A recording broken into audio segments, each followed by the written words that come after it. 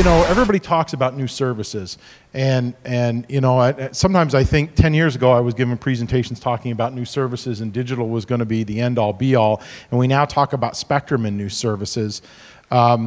Maybe, you know, Ian, starting with you, and then we'll go down, you know, the panel.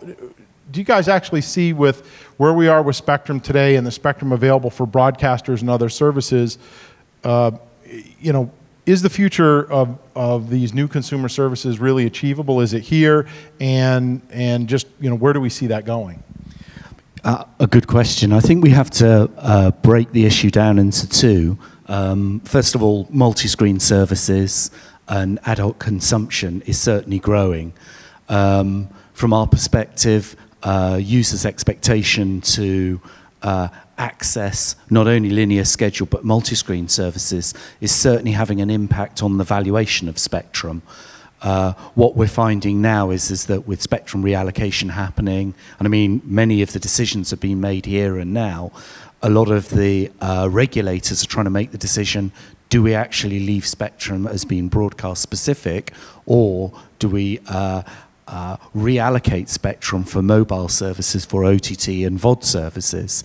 Now, there's a free flow happening within this environment, and I think it's fair to say that a lot of the traditional broadcasters are looking over the fence at the OTT providers and saying, what are they doing? Because in many areas like 4K VOD, Netflix and Sony streaming are certainly stealing a march. So there is a healthy reallocation, and I think either you can get defensive about this and saying, oh my goodness, broadcast spectrum is disappearing, what are we going to do? Or you can actually look optimistically at it and say, well, this is really tracking viewing preferences.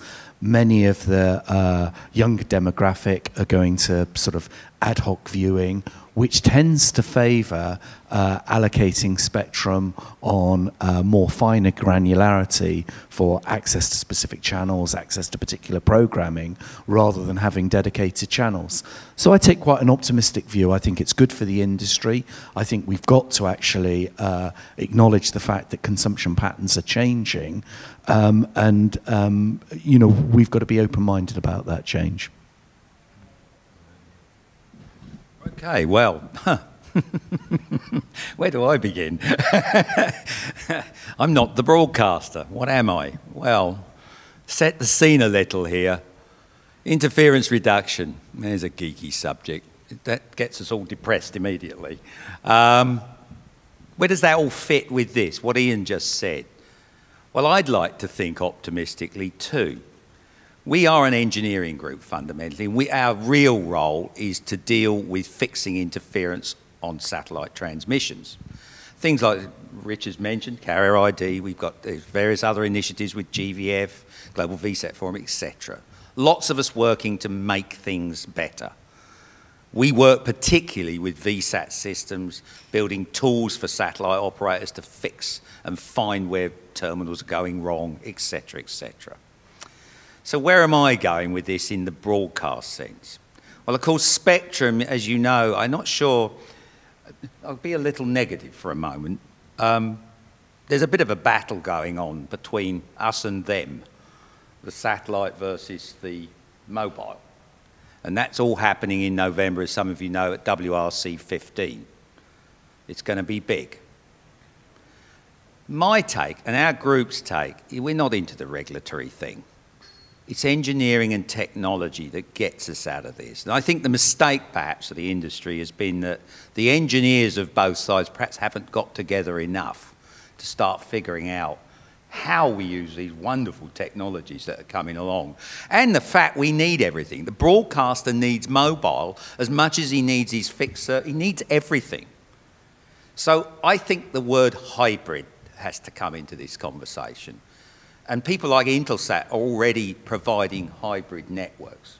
This is good. This is a good thing. And this is why we have two good guys here. We've got NovelSat and we have Harmonic. There are plenty of others too, but you're going to hear that they do this type of technology, but these guys care too.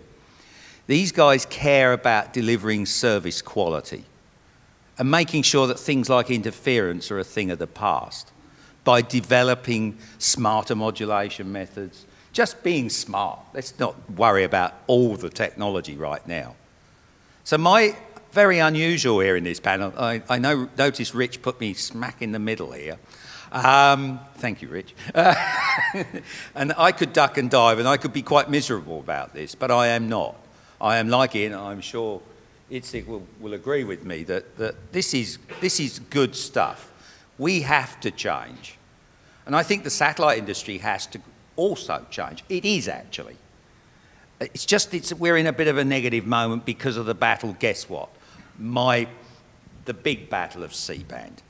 And this region needs C-band. And we need it because things like what has happened in Nepal recently brings it well home to us. We need some of those frequencies have to be protected too. It is a problem, but that's enough dwelling on the slightly negative side. I come back to my optimistic field. Hybrid networks.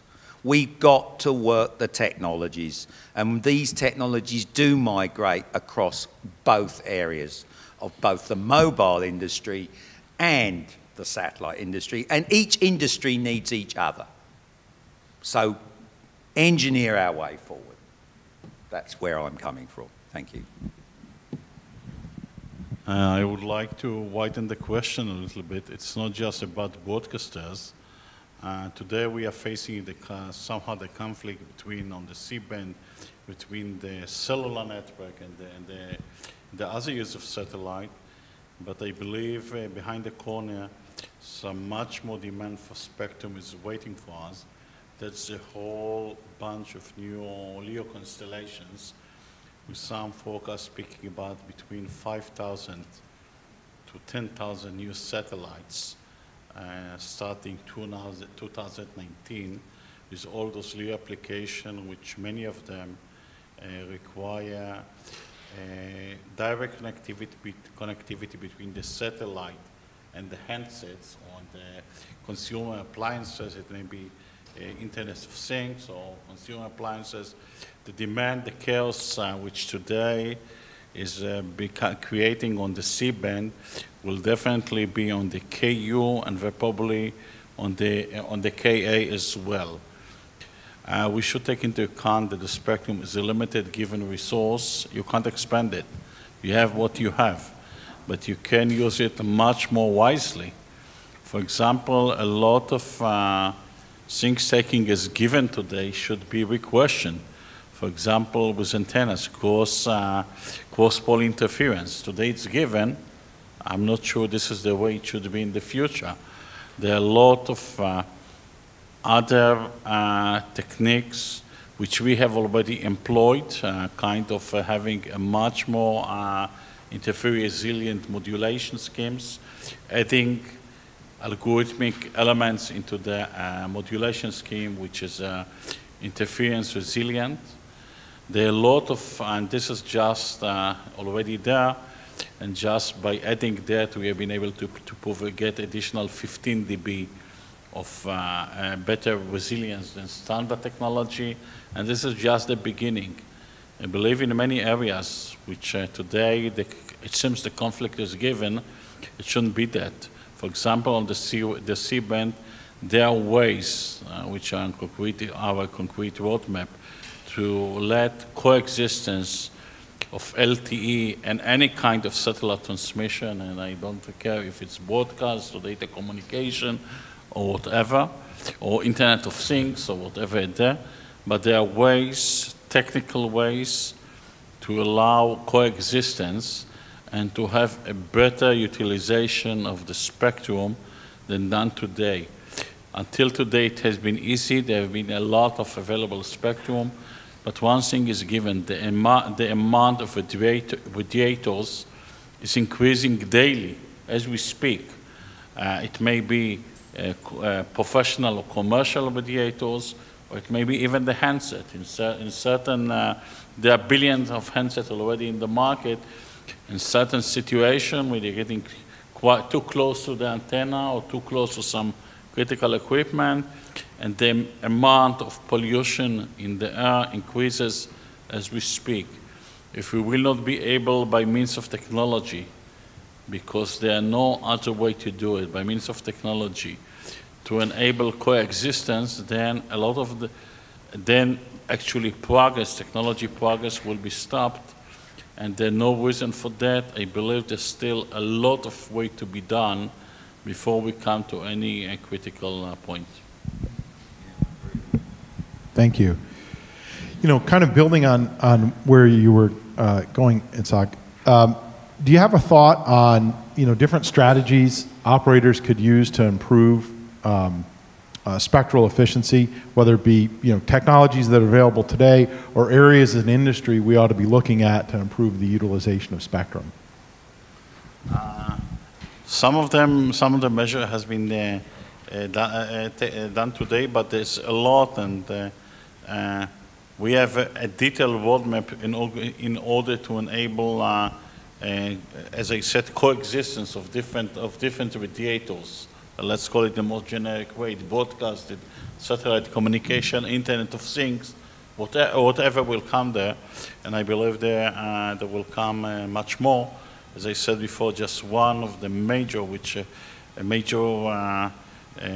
which we are expecting, and I believe it will require much more spectrum than all available spectrum today. The Leo tsunami which is waiting for us.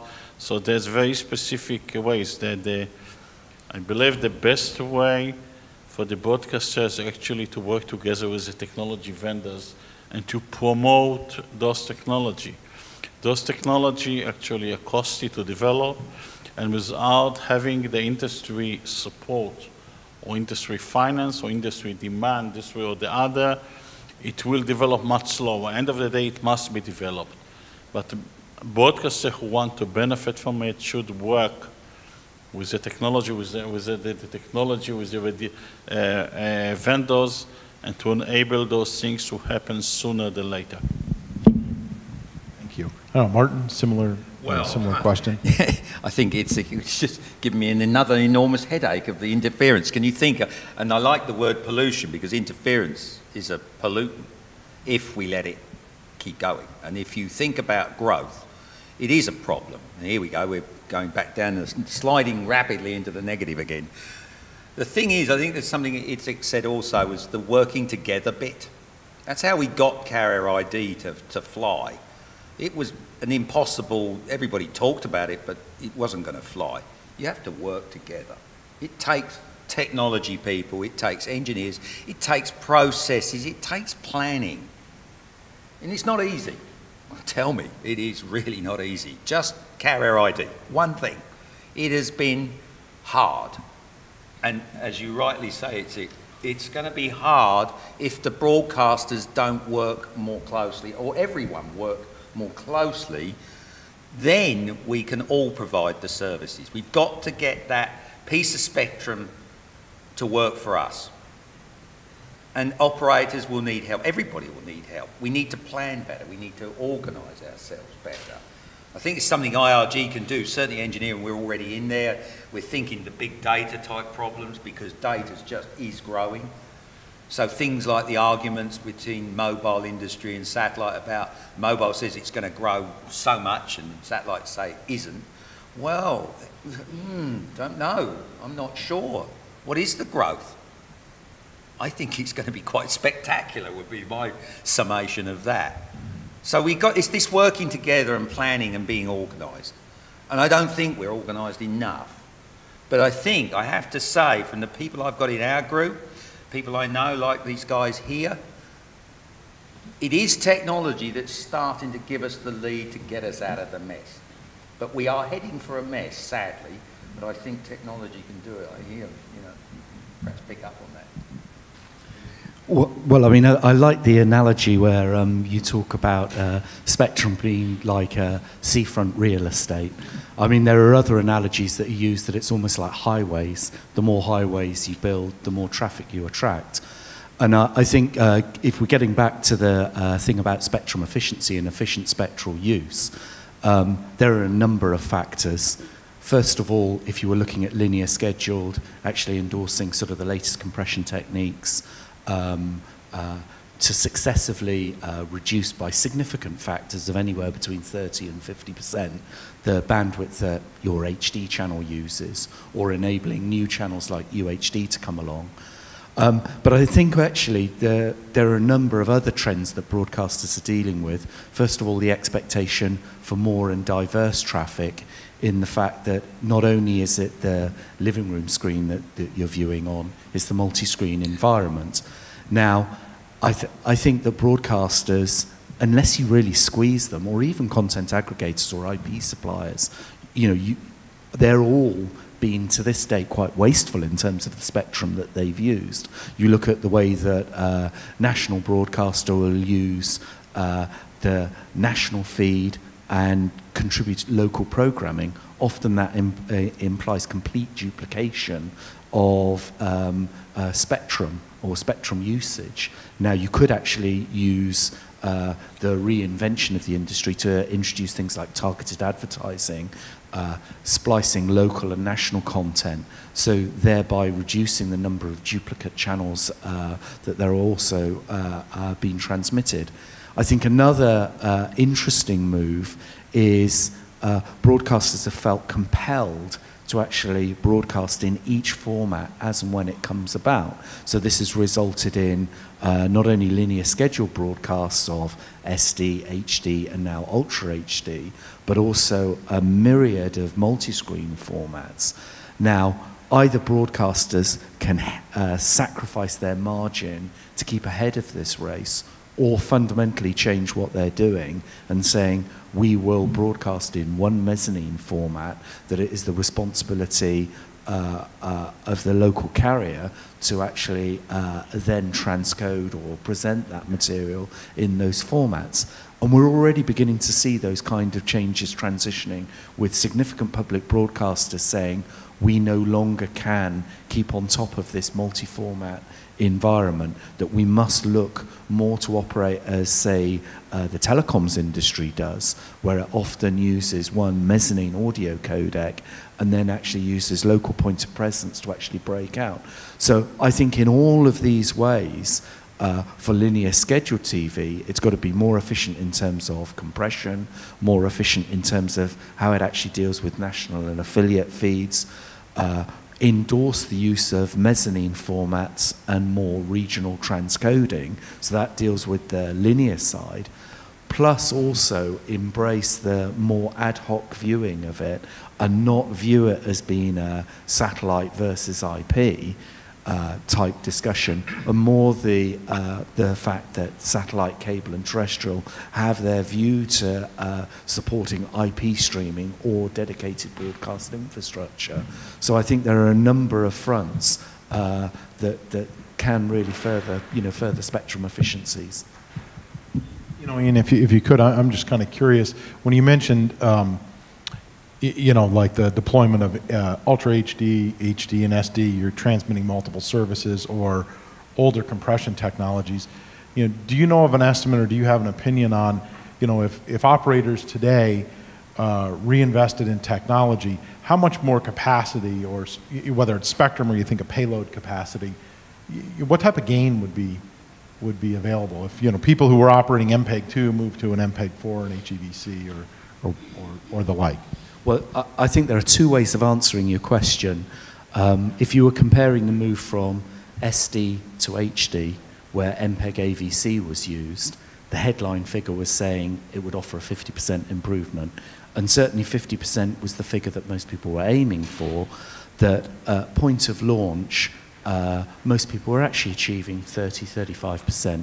And as we've gone on, AVC, hit that 50% figure. So a like-for-like replacement, that would be the kind of figure that we're looking to. The HD to UHD example is a particularly interesting example, because broadcasters can no longer say, we had SD, we're going to put a parallel chain in to deal with UHD. That what people are saying is that this is part of a multi-screen streaming environment. We have to offer these services alongside the existing services. Now, in a roundabout way, what I'm saying is that HEVC does offer the same potential that AVC proposed, where it says 50% headline improvement.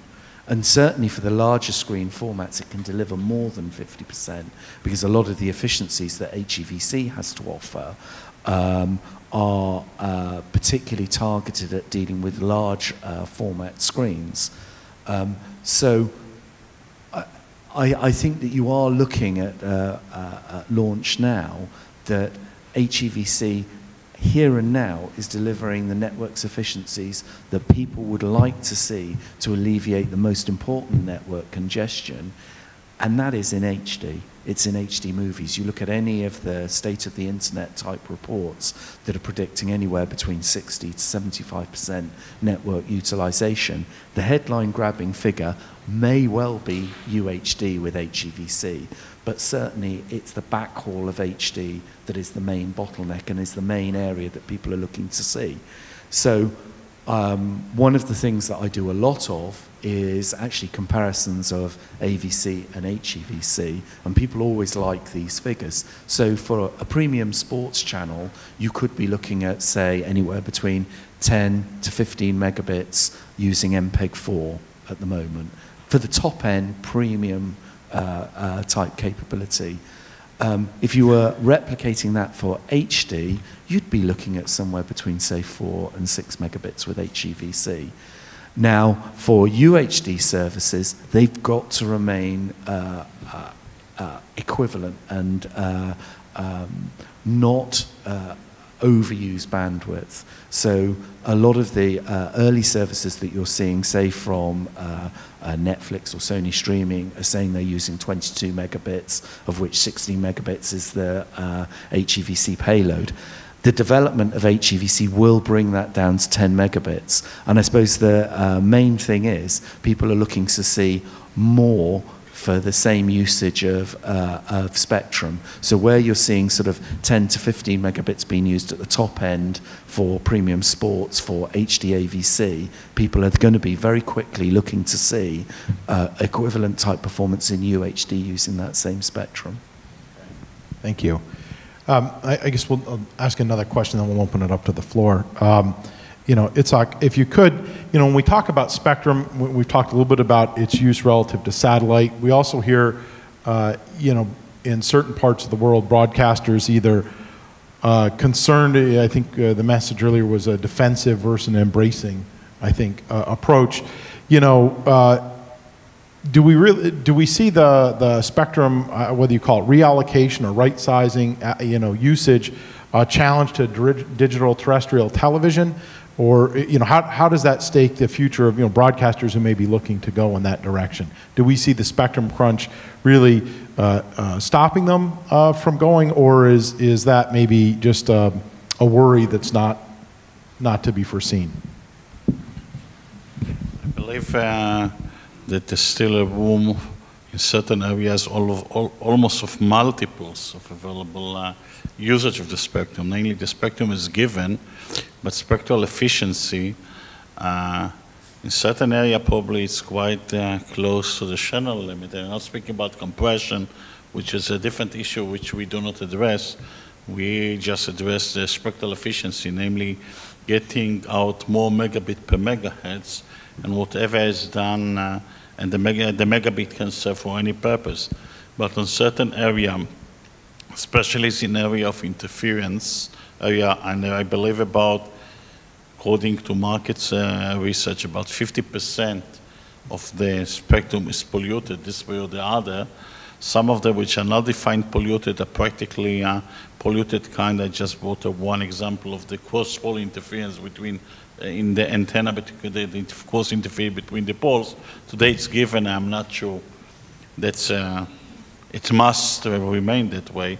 So I believe for polluted area you can get multiples of multiples of the available spectrum, for example, in an area like extended C-band and so forth, which practically there are transponders practically abandoned because of interference. Then you can reuse them. In some areas you can more than double or triple the available capacity by properly handling the interference. I just want to add that I believe the interference problem we are seeing today is just a foreplay for what we are going to see with the LEO. Just imagine 5,000 to 10,000 satellites on the air compared to the about 500 FSS satellites you see today, not coordinated between them and by theoretically they cannot be because they are moving targets compared to the static ones today, and we will see a very interesting world. So I believe in order to enable, and I don't see too many people addressing it, but I believe with the right handling we can more than in certain area we can get multiples of the existing bandwidth. Keeps depressing me with those numbers. It's a conspiracy. It's a conspiracy. It's got to be, yeah. I mean, we're back to this. We're back into the technology's got to solve this. But I mean, I often wonder, what's the new IP? What happens? We keep talking about IP, the network side. What is it? We compress things on our streaming and the stuff we watch. But what about our ordinary networks? How many office blocks are just jammed up with their own networks? We waste even the network space. Even we keep getting faster, but we're just not dealing with being efficient. Think about it on your mobile phone still with just 3G. Google, just getting the search page up can take a while. How much data is that? So it's not just what we do. Everywhere's got to be looked at. The mobile, they have to look at their patch. And I know that's all interleaved, and I'm sure you guys can technically put me back on track at any time. But we need to be efficient everywhere. That spectrum is only being fixed because the hubs and everything and all the network switches are getting faster.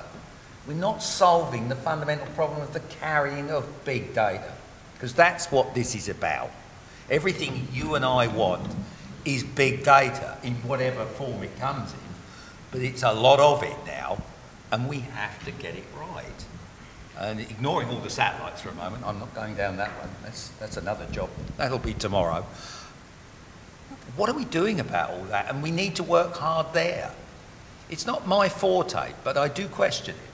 I mean, any thoughts on that side, on the network itself?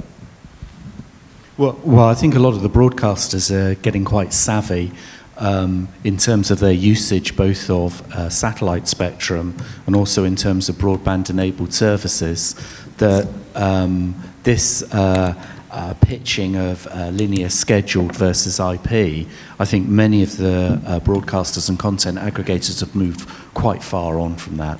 And they're offering genuine hybrid services that offer the best of both worlds for bulk viewing, recognizing that existing satellite and terrestrial is the best way to actually quickly distribute and broadcast material.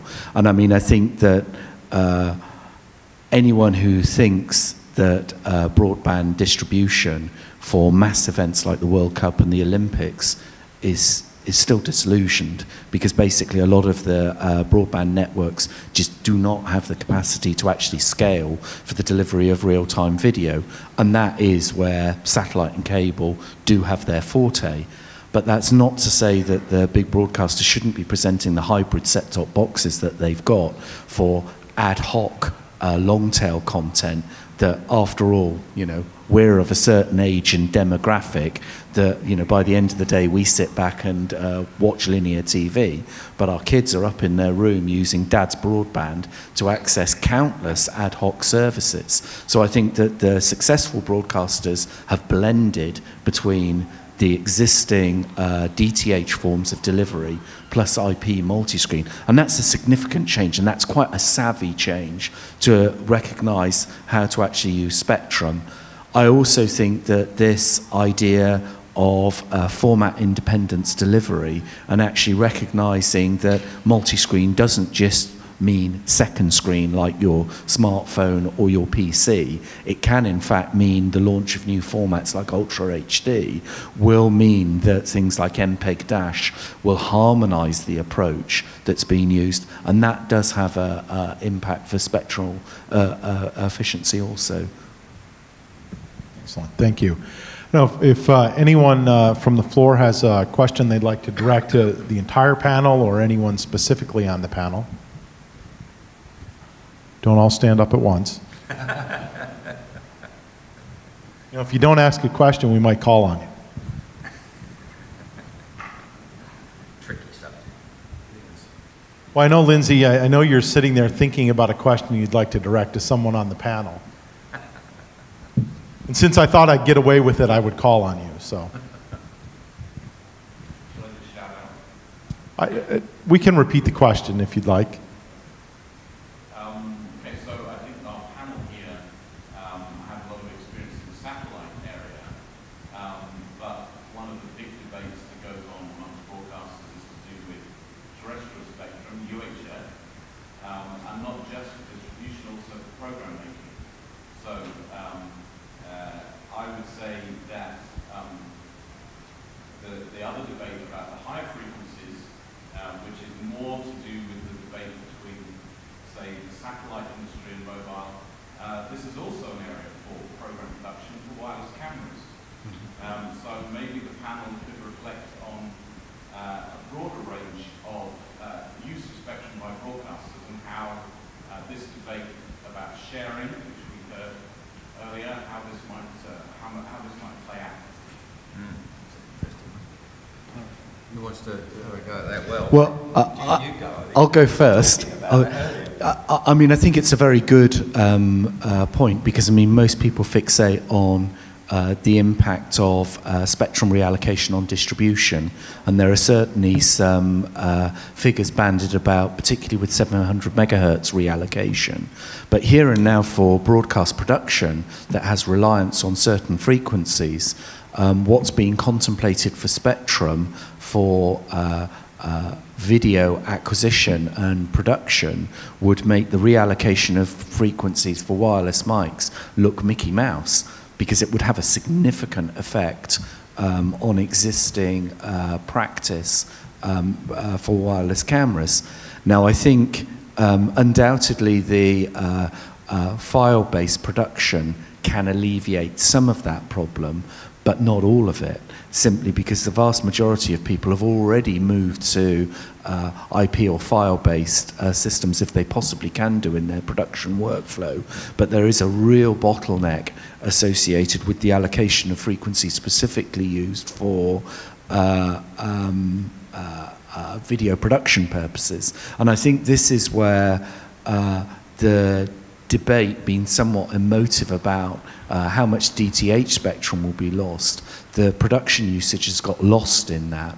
And I think that that is one of the key arguments, because your news would look totally different if you cannot have, you know, COFDM-based wireless production and the preservation of certain frequencies that are key.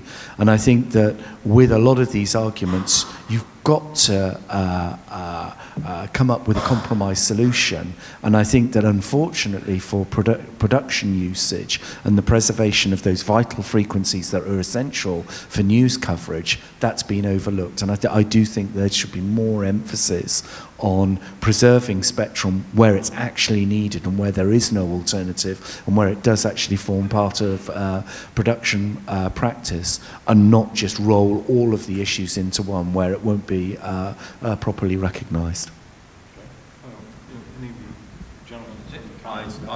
For my take is, we're back to being organised. To me, it's a knee-jerk reaction every time we do something else. We throw in the 700 meg, excuse me, and go somewhere else. But it's all knee-jerk. We're not actually planning and thinking about all these frequencies and how we do use them in the future. You know, I can see WRC15 being a mess. I don't know what the result's going to be. I have no idea. It's not my expertise at all. But we're not planning it, are we? We knee-jerk our way round, and then everybody's fighting again because someone else wants that bit. We never get out of a fight. When we should be, somehow, we got this resource. It's like oil. I keep thinking of the oil. We're going to run out of the stuff. There's only a finite amount of oil. It's the spectrum.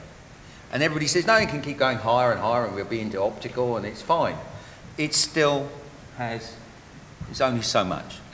And we have to look after it. So shouldn't we, all of us, and it's not just broadcasters, I'm talking the industry, and it's pretty big, not just satellites, we've got to organise and sort it out. You'd think the ITU could do that, but I'm not so sure. I think it's going to be us. I think one thing that is the point, this sort of broadcaster use versus mobile use, it's swinging from one extreme to the other, where it's sort of either using it all for broadcast usage or all for mobile usage. And I think there is a halfway house point, particularly for contribution networks and wireless camera, where the bidding process for spectrum should support ad hoc usage, because after all, most of the argument today has been concentrated on reallocation of spectrum, so it moves from DTT spectrum to mobile spectrum. But one of the significant benefits would be to free up more of that spectrum for ad hoc usage and to actually enable it to be used as a more generalized surface, in the way that a lot of the satellite operators have had to adjust the granularity that they actually make bandwidth available. And I think the fear is that it's going to move from being DTT spectrum to being mobile spectrum, with no provision for the flexibility that people would hope could be offered by spectrum reallocation. I'm a little bit skeptical. I believe the demand for spectrum raises much faster than any ability to organize, you know, all these committees. It takes time. It's much slower than the increase in spectrum demand in all areas.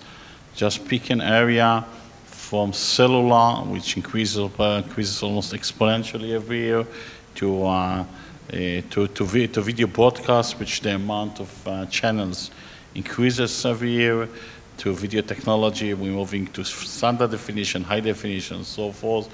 So I believe when it comes to reorganizing, convening a lot of people together, a lot of nations together, coming to understanding all this political process, with a lot of politics or interest behind it, it's a much, much slower process than the increase in bandwidth demand. The only way, I believe, is technology, because technology companies has been proven the capability to address such issues much faster than just kind of a UN-like organization which takes them forever to address an issue. So I don't say stop with this, it needed to be in parallel, but if you base your hope on all these organizations and getting to some standard understanding, then we will get very fast to kind of a block there. Thank you. Well, clearly the spectrum usage debate is one that broadly touches a lot of parts of the operations of broadcasters, of network operators, and carriers. You know, it seems, you know, if we kind of think across the, you know, the panel's concepts, you know, moving forward, clear organization for the, you know, organized use of spectrum the most efficient way possible, technology drivers to ensure that we're putting the most efficient use of content through the spectrum we have, looking at the existing operations and trying to reduce duplication, thinking about it in a hybrid environment, are all steps that we're going to have to take for efficient spectrum utilization moving forward. Well, I'd like to thank all the members of the panel here and everyone for participating today. I believe our break for lunch is next. I apologize, we were running a little late from a late start, but thank you everyone for participating today.